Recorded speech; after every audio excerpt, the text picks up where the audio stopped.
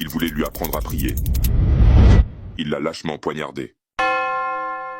Tous les vendredis, Abou Bakar se consacrait à la même tâche sacrée, nettoyant la mosquée avec une humilité profonde, bien plus qu'un simple nettoyage. C'était son acte d'adoration, son service à Allah. Ce lieu sacré, il l'entretenait avec amour, permettant à la communauté de prier dans un espace purifié. Ce vendredi 25 avril 2025, Abou Bakar ignorait ce qui l'attendait. Comme chaque matin, il se préparait à accomplir son rituel quotidien. Mais ce jour-là, un étranger pénétra dans la mosquée. Un homme dont l'ignorance des coutumes et des règles à respecter dans une mosquée était évident, portant des chaussures à l'intérieur.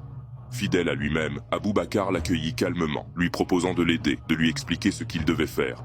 À ce moment-là, il ne savait pas qu'il allait être la victime d'une tragédie insensée. L'homme semblait intéressé par l'islam. Abou Bakar, avec sa foi, lui montra comment prier. Ce moment de partage et de transmission, cette simple bienveillance, allait pourtant se transformer en un cauchemar. Quand Abou Bakar se mit en position de prosternation, l'homme, d'un geste furtif, dégaina un couteau de cuisine. En un instant, la scène paisible vira à l'horreur. 50 coups de couteau, tous portés alors que Abou Bakar était en prosternation, dans l'acte le plus pur de soumission à Allah. La brutalité de ce geste, son incompréhension, sont d'une cruauté insondable. Pourquoi? Quel besoin? Un homme simple, généreux, n'avait que son cœur pur et sa prière à offrir. Et c'est cela qu'on lui a pris. Mais cette violence ne surgit pas de nulle part.